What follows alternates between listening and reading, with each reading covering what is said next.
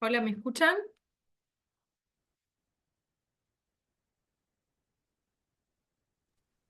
Sí, se escucha perfecto.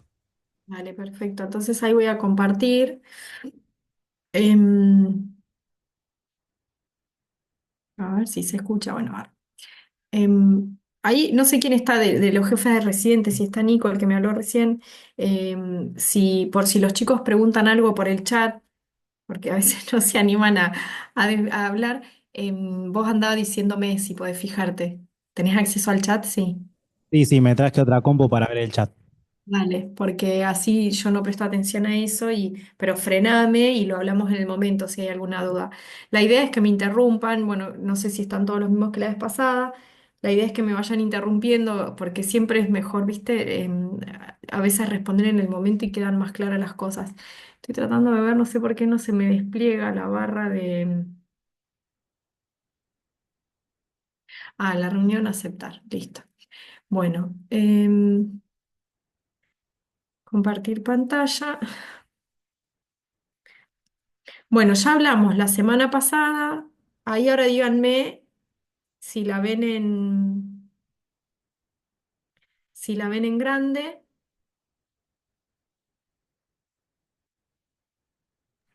Ahí está, ahí se ve en grande. Se ve en grande, perfecto.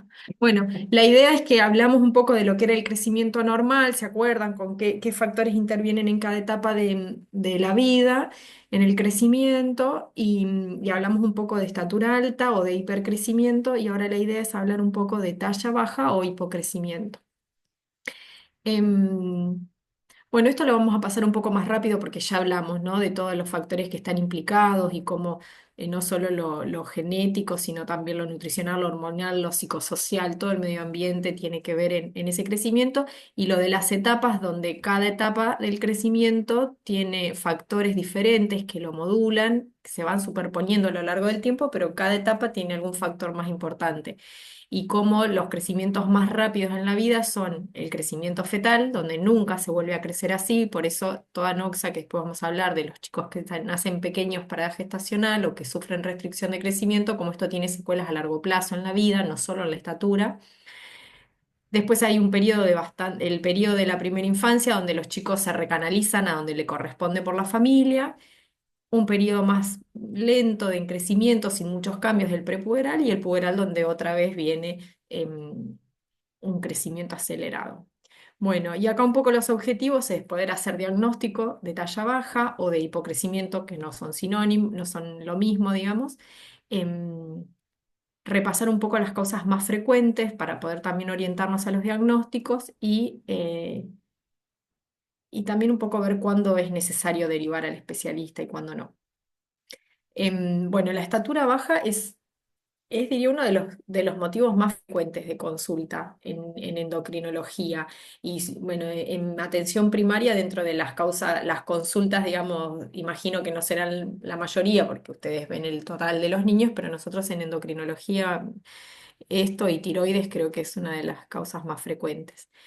Generalmente produce mucha preocupación en los niños, en los adolescentes, bueno, cuando los niños son muy pequeños en los papás, y esto similar a lo que ocurría cuando hablamos de talla alta, la gran mayoría de estos niños que van a consultar por talla baja van a ser niños sanos que solamente tienen una variante de lo normal, de la estatura o del ritmo en que va madurando el cuerpo, ¿sí? Obviamente va a haber causas patológicas y ahí es donde está más enfocada nuestra labor, pero la gran mayoría de los chicos van a ser niños sanos.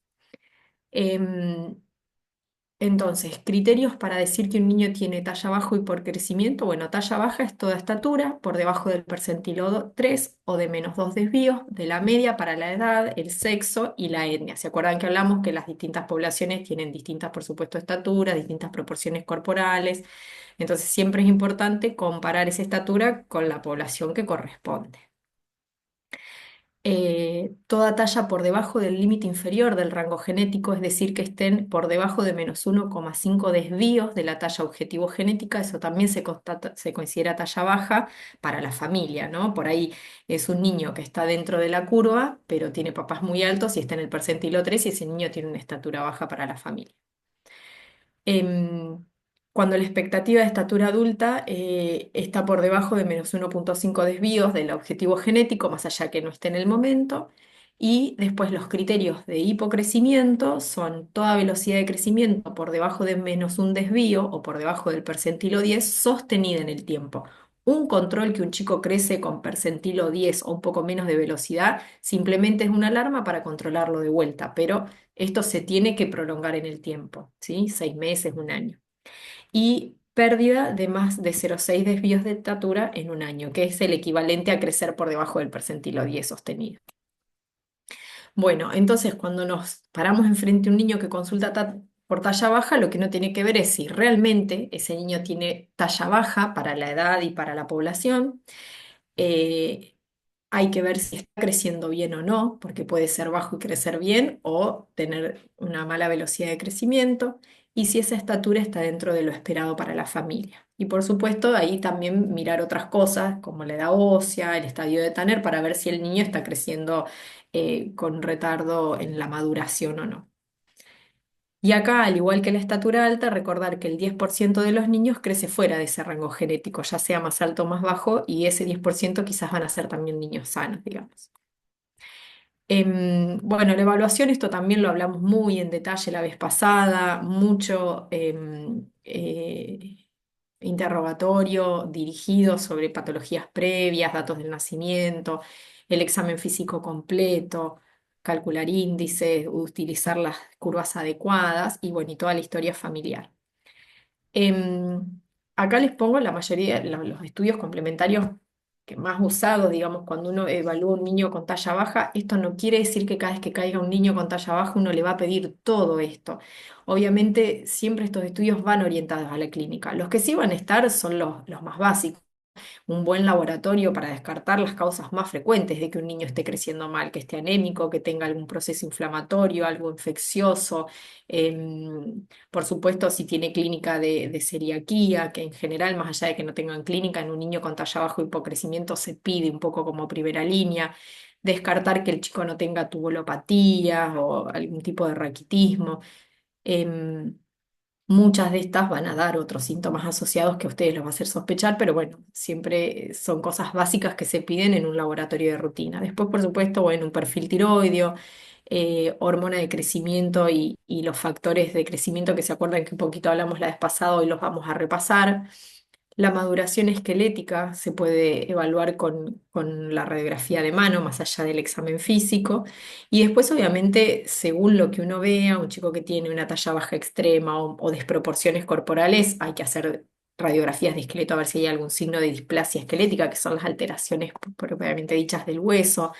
Si es un chico sindrómico, la interconsulta con genética y ahí evaluarán cariotipo y el estudio que sea necesario.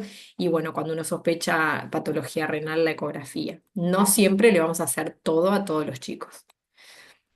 Y dentro de las causas de talla baja, em, bueno, hay muchísimas patologías, por eso, bueno, esto que hablamos de hacer todo un examen minucioso. Y a mí esto es un poco vieja, no les puse la cita, pero es un poco vieja esta tabla, pero a mí me gusta cómo organizaron, digamos, para dividirlo un poco y orientarnos e ir pensando cada grupo de patologías.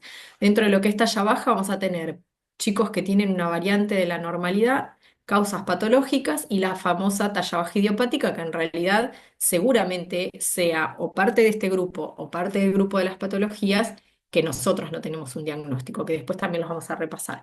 Pero bueno, dentro de lo que son las variantes normales, que va a ser la gran mayoría de las consultas que tengamos por talla baja, son responsables de alrededor del 80% de las consultas por este motivo. Y hay dos grandes grupos, la talla baja familiar y el retardo constitucional del crecimiento y desarrollo. ¿Se acuerdan que que en la otra clase hablamos de eh, la aceleración constitucional del crecimiento y desarrollo, que es el espejo opuesto del madurador acelerado? Este es el famoso madurador lento.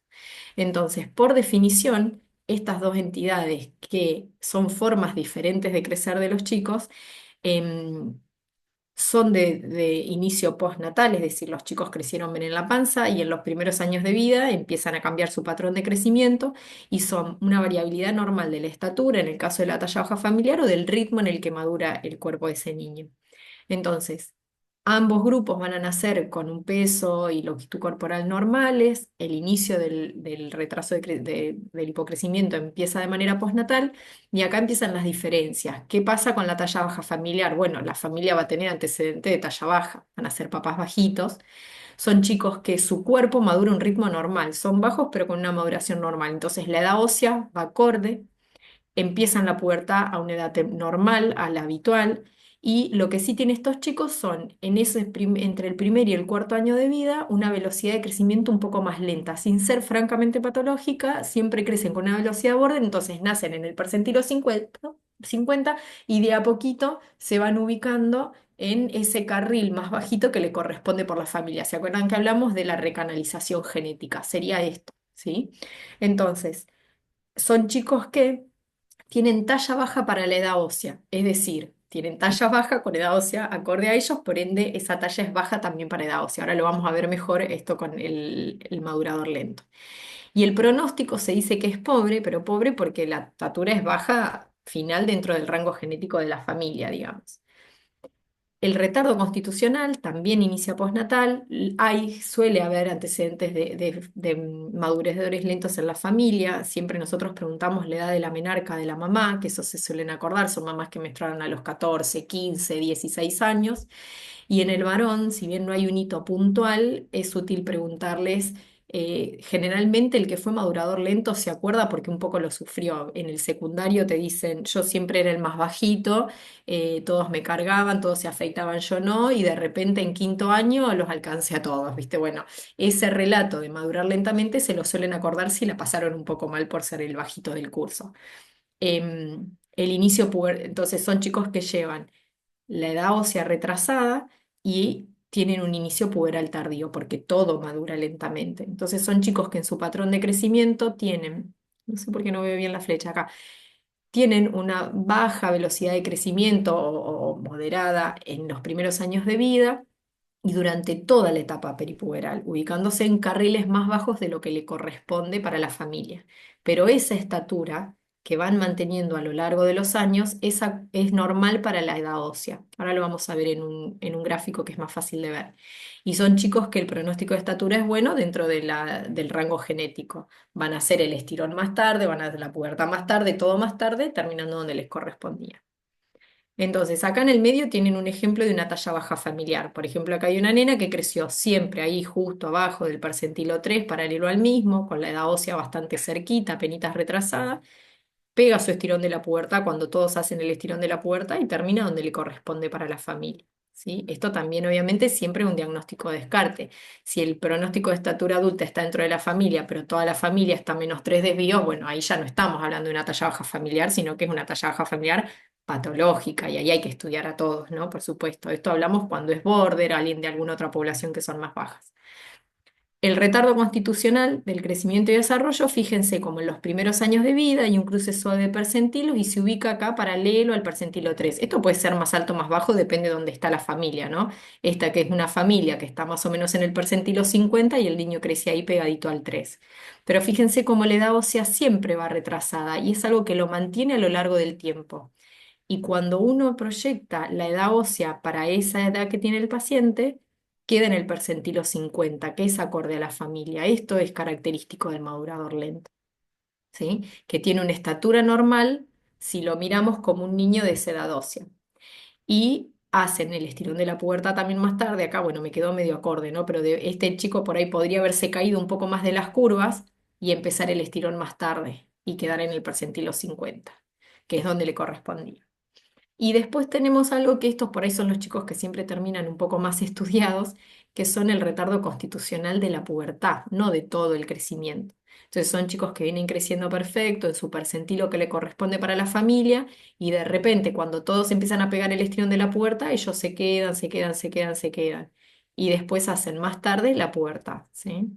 Es más raro de ver eso, existe, en general suele pasar que en esta etapa donde no se frena el crecimiento, pero donde caen tanto de las curvas, terminan siendo muy estudiados para ver que nada pase.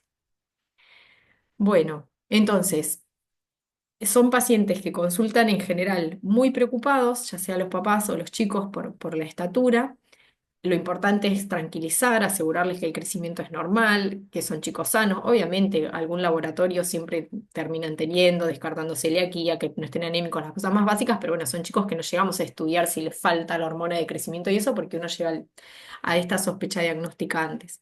Y importante es como asegurarles que, sobre todo al madurador lento, que ya, o sea, explicar esto de la maduración más tardía y que va a ir haciendo su proceso más lentamente, pero va a llegar, digamos, a donde le corresponde.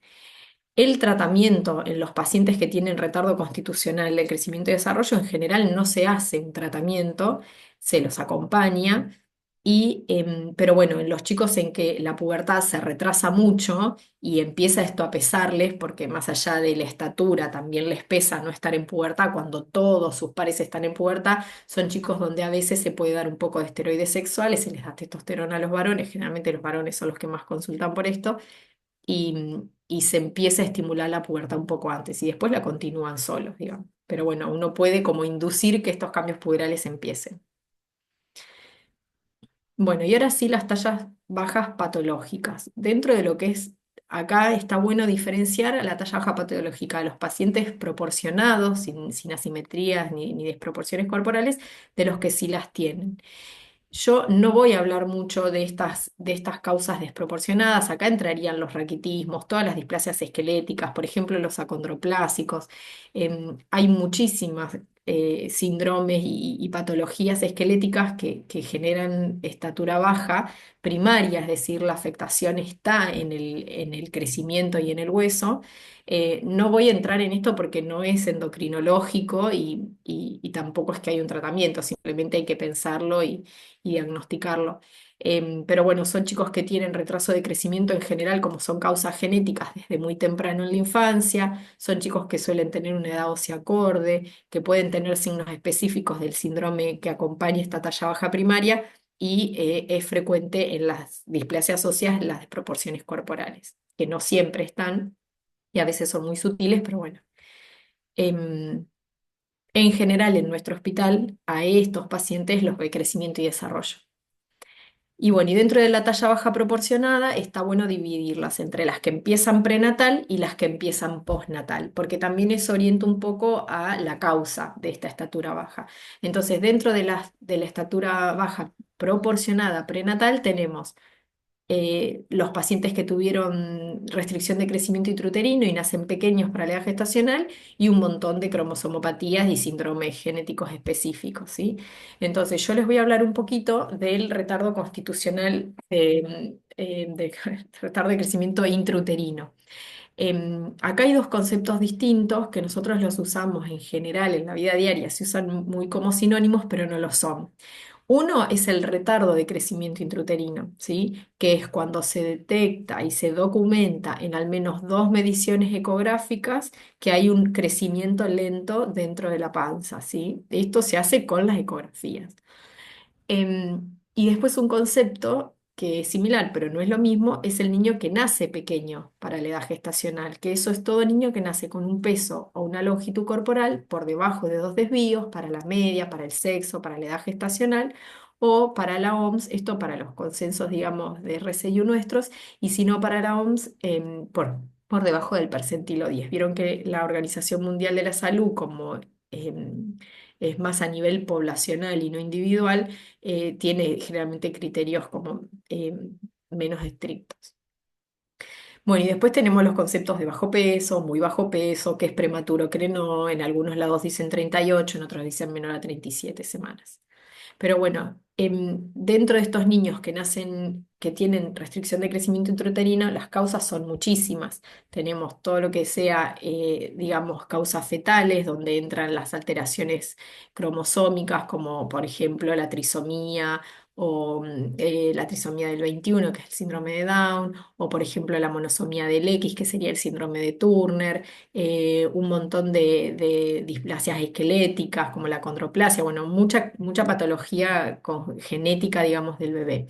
Después tenemos las causas maternas, que pueden ser médicas, como una mamá hipertensa, con una diabetes, infecciosas, todas las TORCH, bueno, el estado nutricional, abuso de sustancias, cualquier cosa que haga, que afecte, digamos, el crecimiento. Después están las causas uterinas o placentarias, todas las alteraciones estructurales en sí de la placenta y de la vascularización de la placenta. Y bueno, y después algunos factores demográficos, como se ha demostrado que mamás con pesos o edades extremas suelen tener hijos más pequeños o que tienen restricción de crecimiento.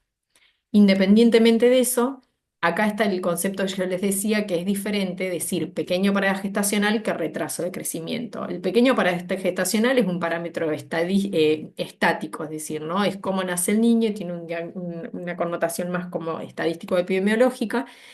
Y acá lo que puede ocurrir es que niños que constitutivamente son pequeños sean sobreestudiados, porque a lo mejor no tuvieron restricción, simplemente son pequeños. Y el, el- la definición de restricción de crecimiento intrauterino es un parámetro dinámico y sobre todo habla de una noxa, habla de que algo está haciendo que ese niño crezca mal. Y acá puede pasar que si estos controles ecográficos no se hicieron adecuadamente y no hicieron diagnóstico de la restricción en la panza, un niño que quizás nace con un peso o una longitud corporal normal, más allá de haber tenido un retraso de crecimiento, van a pasar inadvertidos y nadie los va a estudiar. ¿Sí?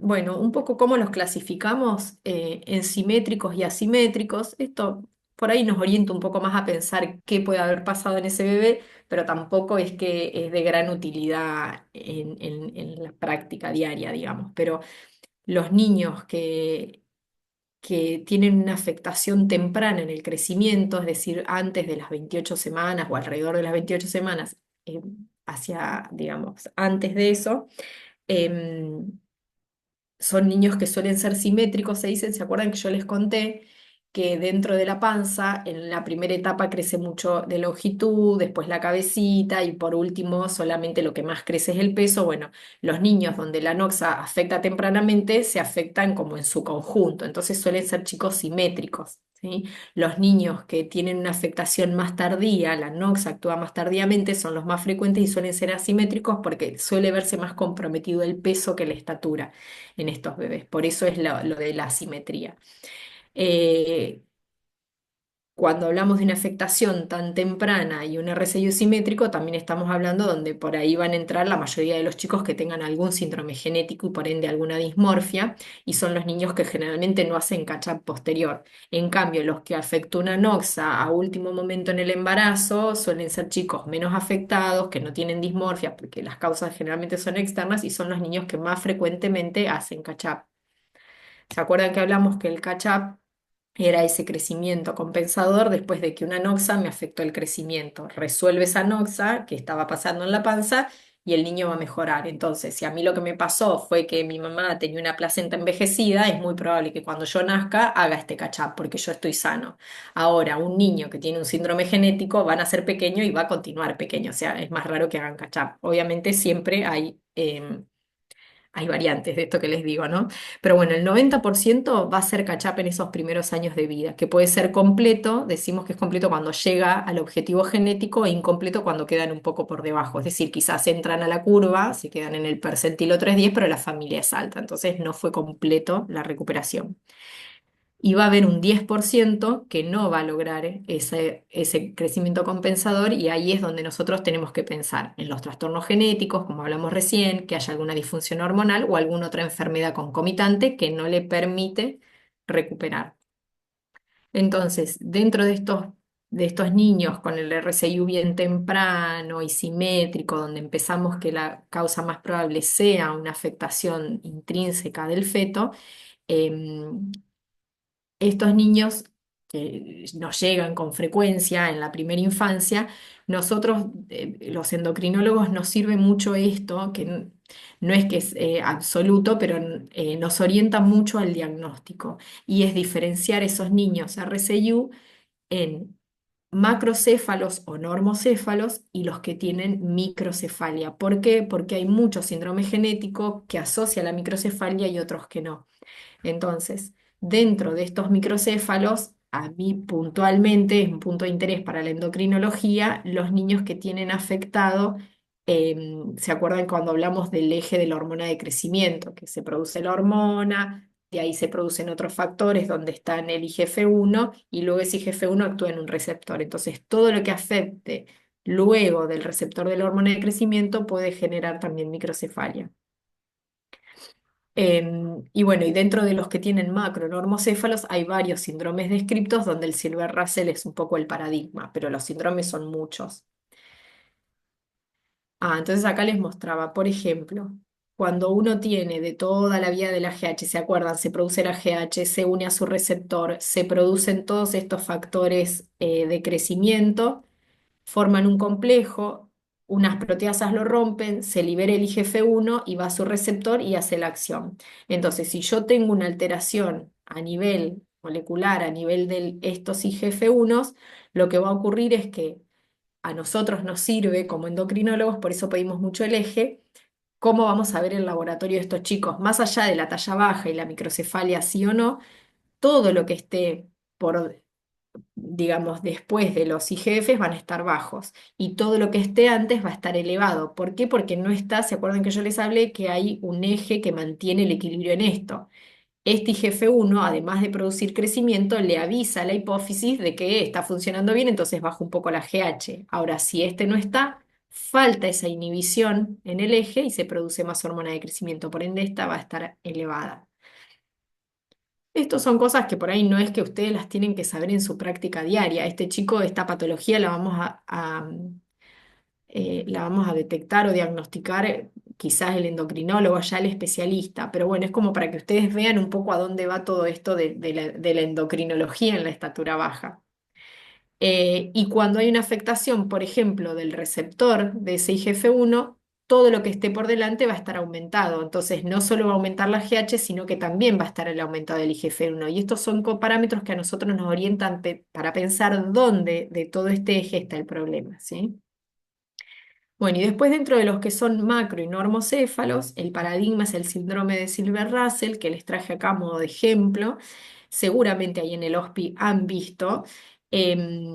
Hay estudios, perdón, estos criterios de Necchini y Harbison que son para orientar y para decir si el niño tiene posibilidad de tener este síndrome o no, que con cuatro de los seis, cuatro o seis o más de los, uy, perdón, de entre los seis criterios, con tener cuatro o más ya amerita pensar en Silver Russell y hacer el estudio molecular. Ahora, el 60% nada más de los niños con Silver Russell les va a dar el molecular positivo, por ende quedan muchos niños con diagnóstico clínico que los van a ver en el HOSPI, mucho paciente con diagnóstico clínico. Y las características más relevantes son el haber sido pequeño para edad gestacional, la falla de crecimiento postnatal también, van perdiendo score de estatura. Son chicos que tienen, esto es muy característico, una macrocefalia relativa, es decir, uno les mide el perímetro cefálico y el perímetro cefálico es normal para la edad, puede estar en el percentilo 50, pero para la estatura, relativo, digamos, a su estatura, es una macrocefalia, ¿sí? Y eso se hace, ¿se acuerdan con las curvas que les mostré en la clase anterior? Que hace la relación entre perímetro cefálico y estatura para cada edad. Después, algo muy característico es esta frente prominente y la carita triangular. Son chicos que tienen muchas dificultades, suelen ser bajo peso en la primera infancia y tienen muchas dificultades para la alimentación.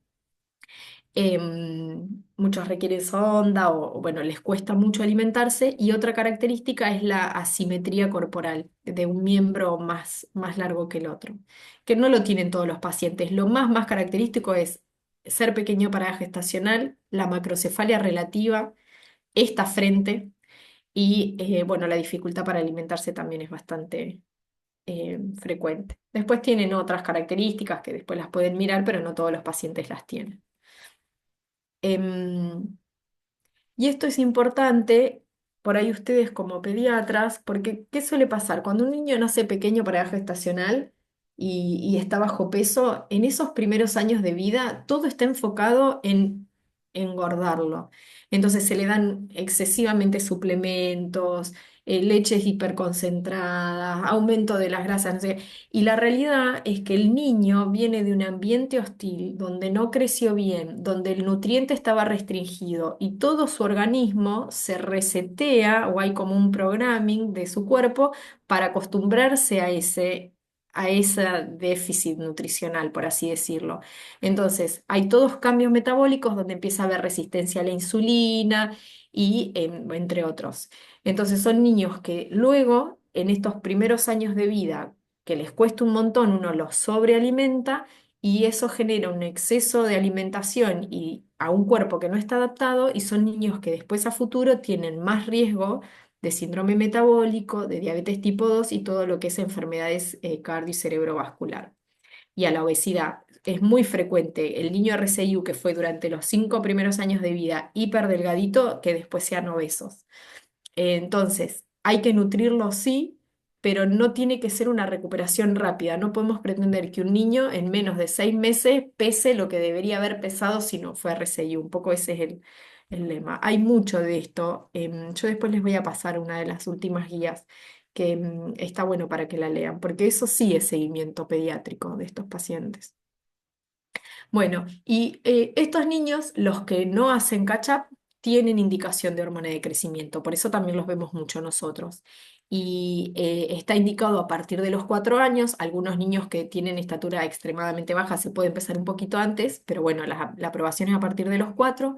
Se dan dosis altas de hormona de crecimiento, no es lo mismo cuando tratamos a un chico que le falta la hormona que a quien se la damos para compensar, digamos, un déficit como un extra. Y no todos, siempre que empezamos, le avisamos a los papás que no todos los niños van a responder, porque en realidad uno no siempre tiene la causa de ese RCIU, ¿sí? Pero bueno, en general los chicos responden, cuanto más altos sean los padres, mejor, cuanto antes se inicie, cuanto más alto estaba cuando inició. Bueno, todos esos son patrones que van a predecir una mejor respuesta. Y en general no hay efectos adversos tan severos. Y después tenemos, creo que les había puesto Turner acá. Bueno, el retardo de crecimiento postnatal dentro de las tallas bajas proporcionadas.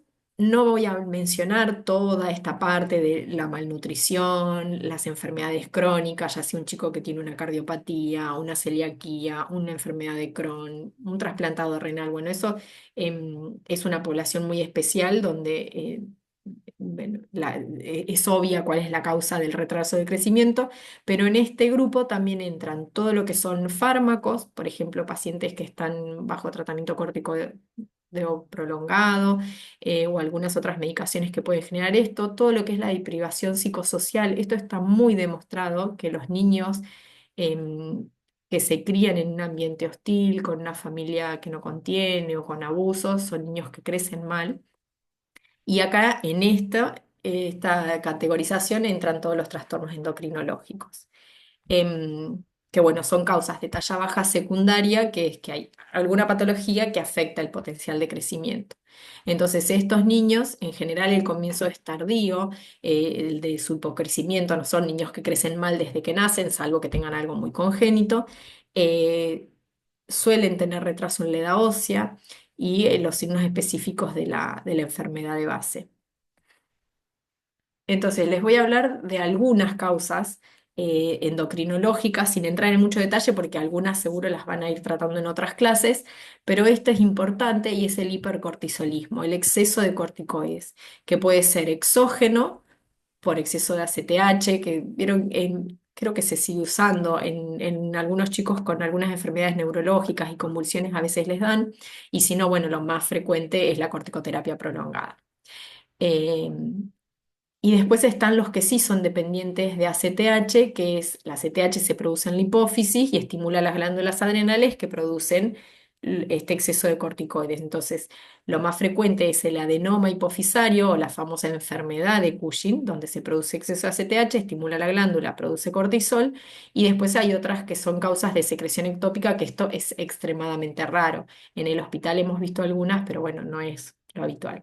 De hecho, la enfermedad de Cushing tampoco es frecuente en pediatría. Quizás nosotros en el hospital estamos un poco sesgados porque vemos la derivación de todos lados, pero em, hay mucho endocrinólogo infantil que nunca se cruzó con una enfermedad de Cushing, quizás. Y después tenemos los que son independientes de ACTH, donde no viene regulado desde la hipófisis, sino que puede ser, por ejemplo, un adenoma, un carcinoma adrenal que produce los corticoides y el exceso de corticoides. Em, y estos casos, creo que lo puse acá, el adenoma o carcinoma productor adrenal puede producir no solo corticoides, sino otras de las hormonas que se producen ya sea en la corteza o en la médula adrenal, sobre todo en la corteza, que son los andrógenos, y que eso puede enmascarar un poco el hipocrecimiento.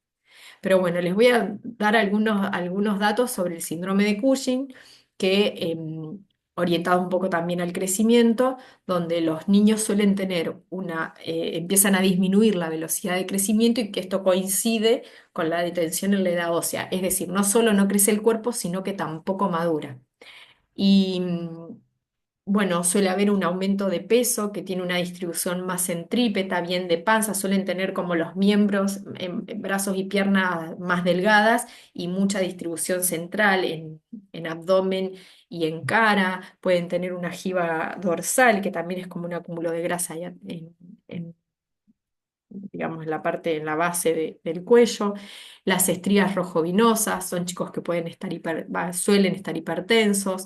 Mucho hirsutismo. Es lo que ustedes piensen en el niño tratado, que es el que más van a ver ustedes, el niño tratado con corticoides tópicos, que viene con los cachetes así, rojo, lleno de estrías, hipertenso, bajito, digamos, todo eso es así como lo que genera. Pueden tener acné. Y esto es re importante y es muy característico que es, el niño venía creciendo bien, empieza el hipercortisolismo y frena el crecimiento. Frena, no va a ser pubertad, digamos, todo lo madurativo frena y el peso, ocurre esto, que cada vez hay un aumento exponencial. Siempre que vean esto, que un aumento tan marcado de peso, que no se acompaña de un aumento en la estatura, vieron que en general los niños con obesidad por sobrealimentación, ¿qué ocurre? Aumentan mucho de peso y en general la curva de estatura o la mantienen o empieza a aumentar también. Es como que el peso arrastra la estatura, decimos nosotros. Y eso tiene que ver con las insulinas, eso que también lo hablamos en la clase pasada. Pero siempre que vean en esto una ganancia de peso exponencial con un chico que no crece, esto es una alarma enorme para pensar en esto y en otras patologías, por supuesto, pero nunca va a ser normal esto. Em, bueno, y dentro del hormonal también están los trastornos del eje, que podemos tener el déficit de hormona de crecimiento o podemos tener lo que nosotros llamamos insensibilidad a la hormona de crecimiento, que es un poquito lo que les conté antes. Es decir, se produce bien la hormona, pero por alguna causa en toda esta vía enorme no funciona esa hormona de crecimiento y eso es lo que llamamos insensibilidad. Y están descritos alteraciones en la LS, en algunos componentes de esta maquinaria dentro de cascada, digamos, de señalización intracelular, en los IGFs, en estas proteasas que deberían clivar el complejo, que si no están no lo pueden clivar y por ende no se libera el IGF-1 y afectación también del receptor. De lo único que no se ha visto hasta ahora, no se han descubierto, es una variante o una mutación del gen del IGF-BP. Entonces, todos estos trastornos del eje pueden ser congénitos o adquiridos, ¿sí? Entonces tenemos dentro de los déficits congénitos es cualquier patología que afecte muy temprano en el desarrollo embrionario, ya sea genético, que hay miles, esto no lo tienen que saber simplemente para que ustedes sepan que en la formación de la hipófisis intervienen muchísimos genes, entonces dentro de otras malformaciones o síntomas que pueden dar van a estar los déficits de hormonas de crecimiento. Afectaciones, por ejemplo, infecciosas como TORCH en el embarazo. Hay causas idiopáticas, bueno, y causas más anatómicas donde que hay una hipoplasia o aplasia de la glándula hipofisaria. Entonces, esos chicos van a nacer con déficit de hormona de crecimiento.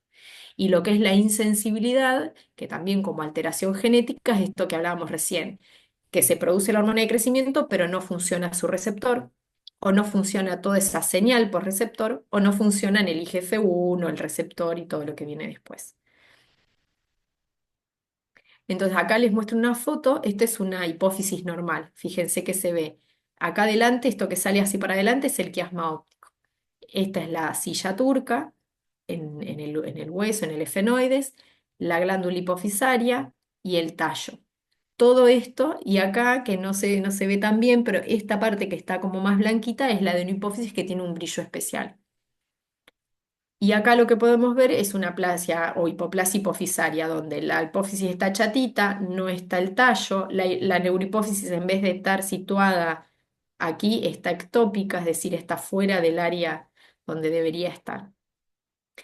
Em, bueno, entonces como para resumir, no voy a hablar de cada causa que puede dar un déficit congénito, pero en general el déficit congénito de hormona de crecimiento da los mismos síntomas, que es todo lo ocasionado por la falta de hormonas ya desde el desarrollo temprano y en los primeros años de vida, que es una frente prominente, un puente nasal chato, fíjense cómo tiene bien hundidito, es como una carita de muñeca. ¿Sí? Una obesidad troncular, fíjense este nene, toda la celulitis, la pancita, no es habitual ver así un nene gordito. Suelen tener una voz bien aflautada, infantil, bueno, por supuesto la talla baja y el retardo de crecimiento, la edad ósea suele estar retrasada y la velocidad de crecimiento disminuida.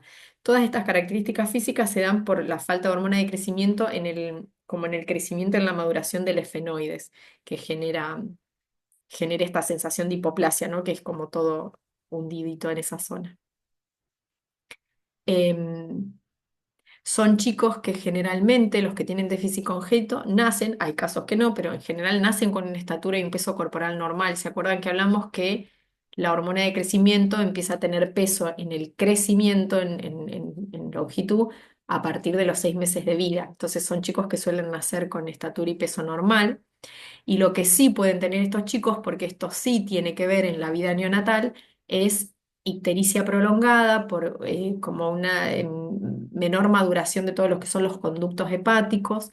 Son chicos que pueden hacer hipoglucemia. ¿Se acuerdan que hablamos que la hormona de crecimiento es una contrarreguladora? Es decir, me baja la insulina y aumenta mucho la hormona de crecimiento para tratar de elevar la insulina, al igual que el cortisol y por ejemplo, la insulina que debería bajar a cero, ¿sí? Y al revés pasa en la hiperglucemia. Y también pueden tener micropene porque la hormona de crecimiento sí tiene influencias en esta etapa neonatal. Suele manifestarse después de los 6 meses de vida y el retardo de crecimiento y bueno, y la edad ósea retrasada.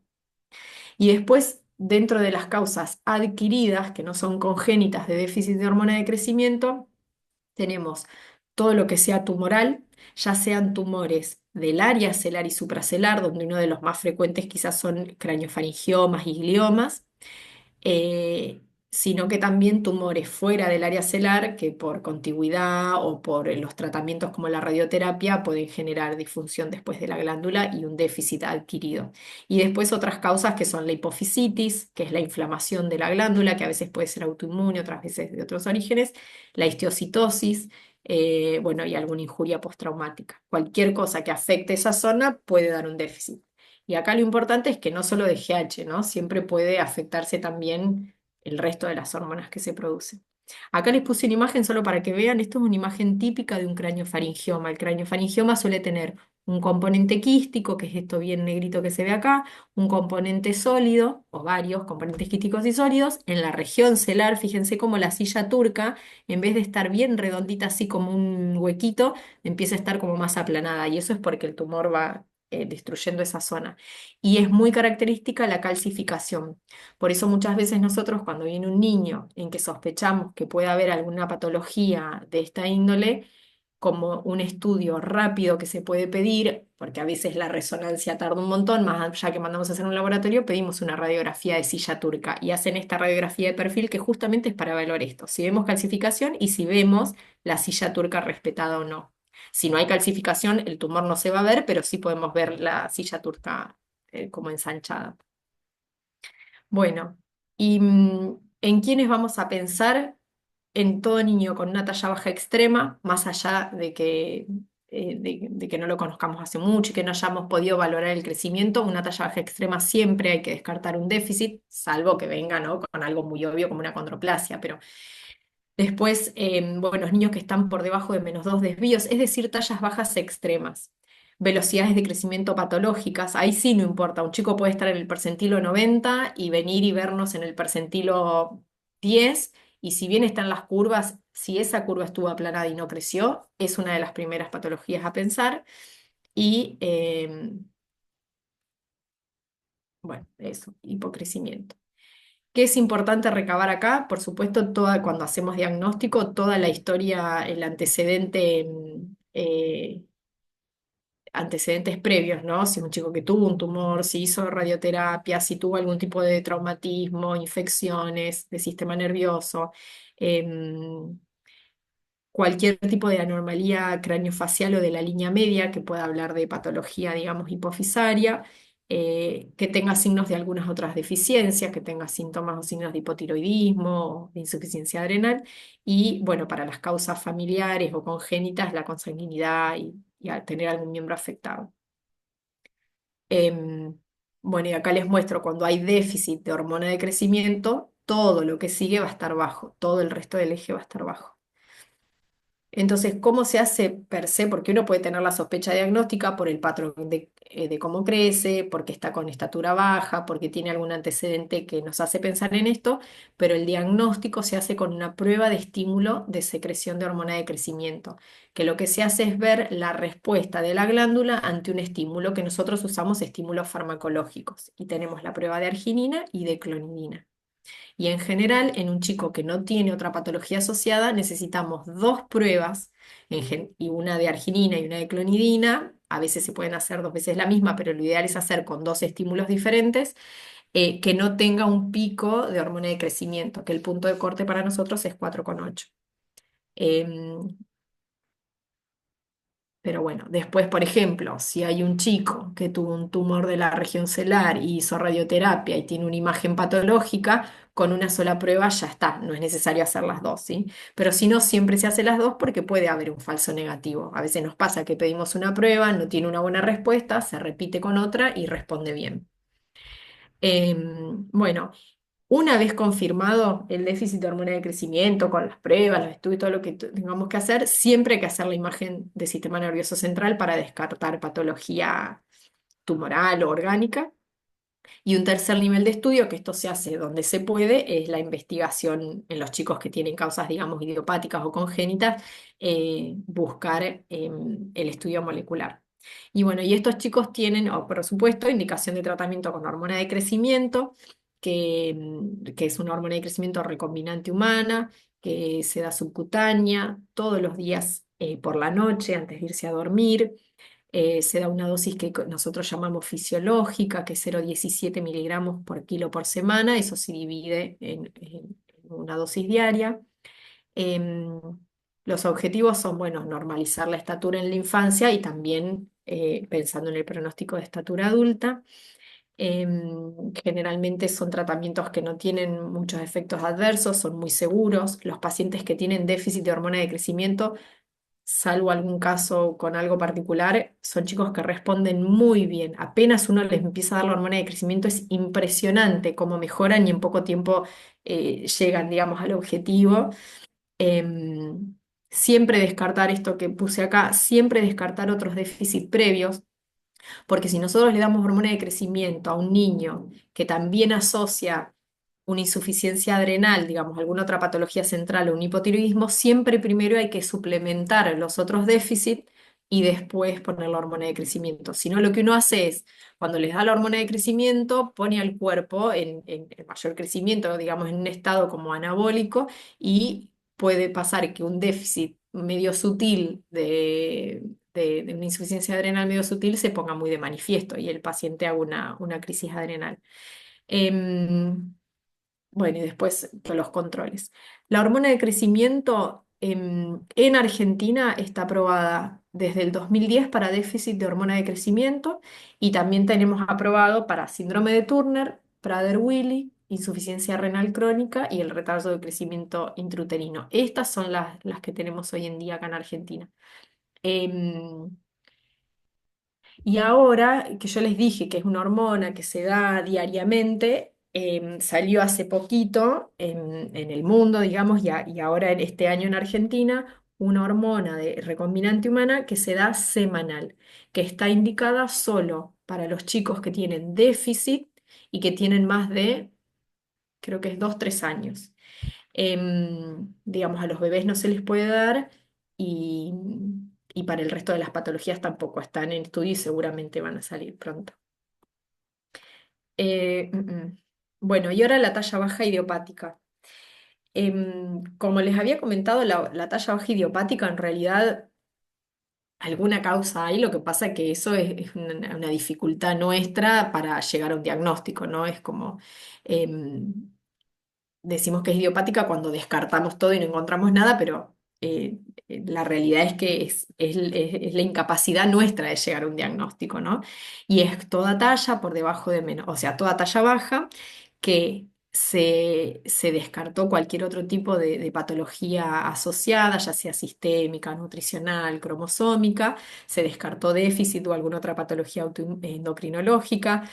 Son chicos que no fueron pequeños para edad gestacional, o sea, nacieron bien, que tienen proporciones corporales normales, que tienen una buena ingesta calórica, que no hay alteraciones psiquiátricas, es decir, todo está bien y no encontramos la causa. Es un diagnóstico de descarte.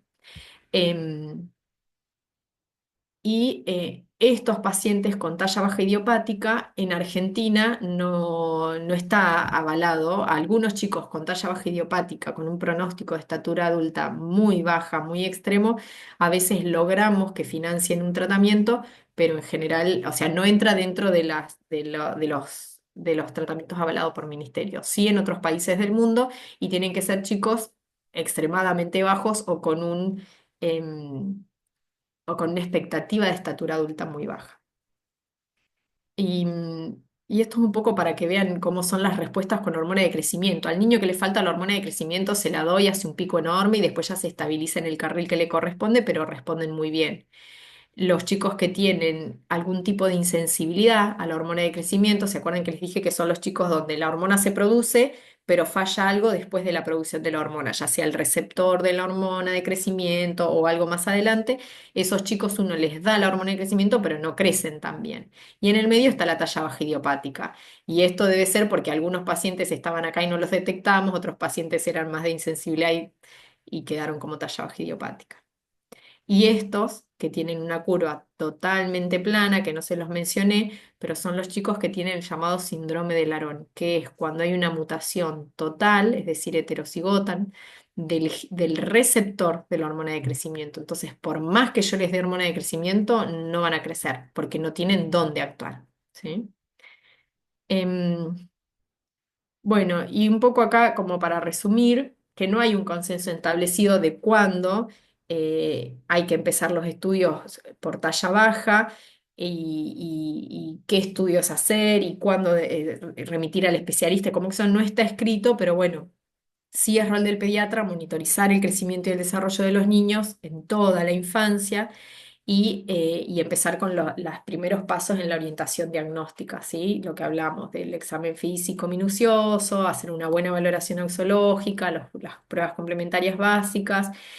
Muchas veces van a llegar al diagnóstico ustedes y van a poder orientarlo porque van a detectar una alteración renal o una celiaquía y bueno, y en algunos casos van a sospechar algo endocrinológico o no van a llegar a la causa y ahí van a buscar por ahí la derivación.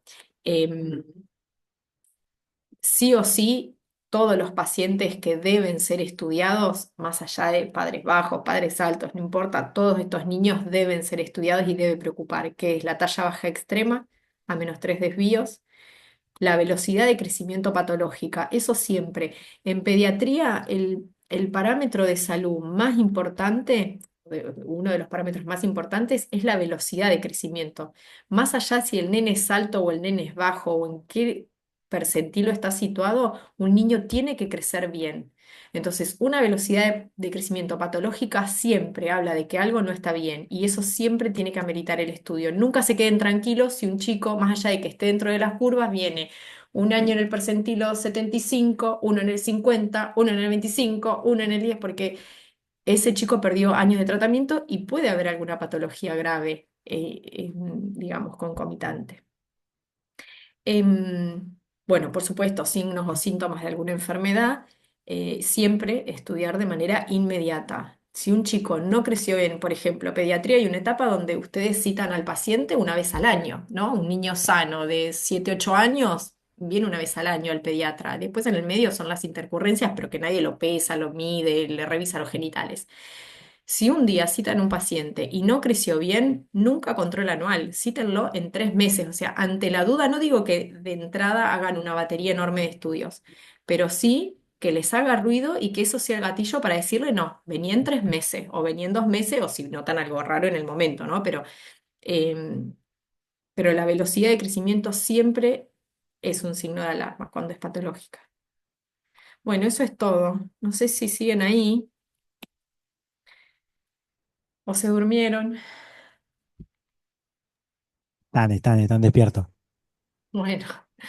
No sé si me quieren preguntar algo, si tienen dudas, algún paciente puntual que hayan tenido, lo que a veces por ahí no surgen dudas de la charla, pero sí tienen algún paciente que vieron en el último tiempo y que les hizo comentarlo mucho, no sé, vieron que por ejemplo, no sé, mediano riesgo, ustedes en tercero rotan en mediano riesgo, ¿no? Sí. Bueno, algún paciente, algo que quieran comentarme o que les haya pasado o que tengan dudas de cuando siguen un paciente en el consultorio.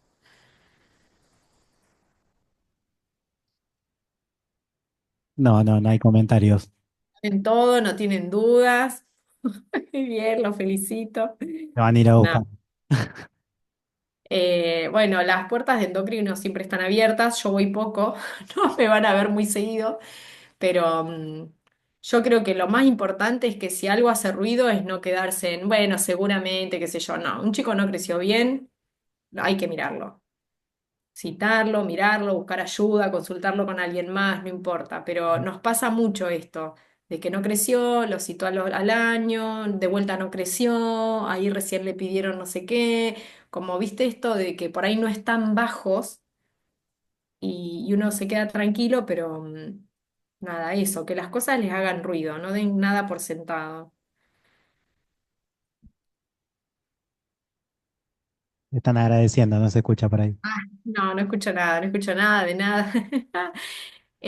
Bueno, nada, cualquier cosa, si tienen dudas, si quieren que les pase la clase, Dale, si querés, te paso un mail o mándamela mandame, por sí, mensaje. Creo que ya la tenemos, no, pero no, por las dudas, mándamela.